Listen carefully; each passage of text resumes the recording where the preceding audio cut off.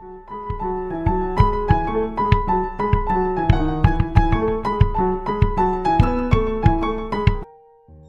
Friends, उल्कास cooking Marathi या recipe चॅनलमध्ये मी पूजा आपले खूप खूप स्वागत करते। आजच्या व्हिडिओमध्ये आपण खमंग कुरकुरीत क्रिस्पी रताळ्याचे तिखट काप कसे बनवायचे ते बघणार आहे।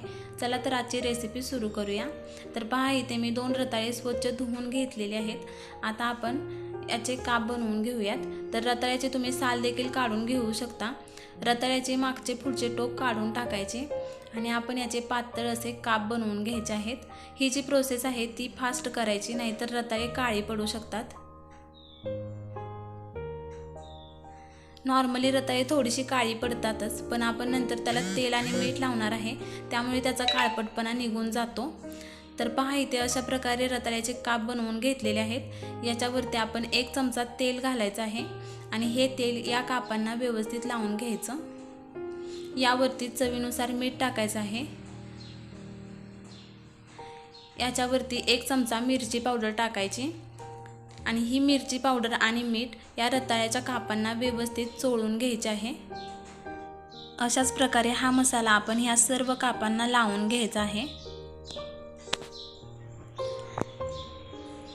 इथे मी वरई मिक्सरमधून जाडसर अशी बारीक करून घेतलेली आहे। या वरईमध्ये आपण हे काप कोट करून घेणार आहे। तर अशा प्रकारे हे काप आपण या वरईच्या पिठामध्ये कोट करून घ्यायचे आहेत।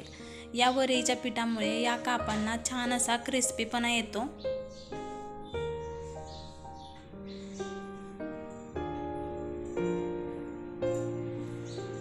तर पहा, इथे अशाच प्रकारे हे सर्व काप मी या वरईच्या पिठामध्ये कोट करून घेतलेले आहेत। हे काप आता आपण शालो फ्राय करून घेऊयात। गॅसवरती मी कढई गरम होण्यासाठी ठेवलेली आहे। त्यामध्ये 1.5 चमचा तेल घालायचं आहे।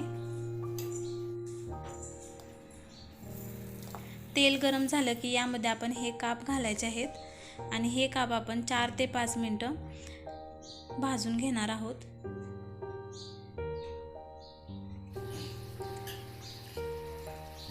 हे काप आता पलटी करून दुसऱ्या बाजूनेही छान 4 ते 5 मिनिटं लो टू मीडियम गॅसवरती क्रिस्पी होईपर्यंत भाजून घ्यायचे आहेत।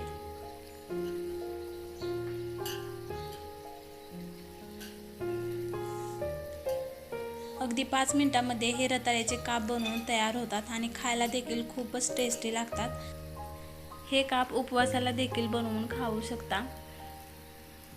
तर पहा, इथे हे काप मी दुसऱ्या बाजूनेही छान क्रिस्पी होईपर्यंत भाजून घेतलेले आहेत।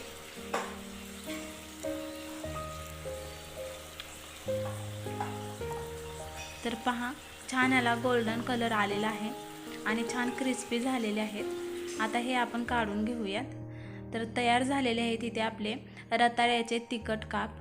तुम्हाला जर आजची रेसिपी आवडली तर व्हिडिओ लाईक करा, शेअर करा आणि चॅनलला सबस्क्राईब करायला अजिबात विसरू नका।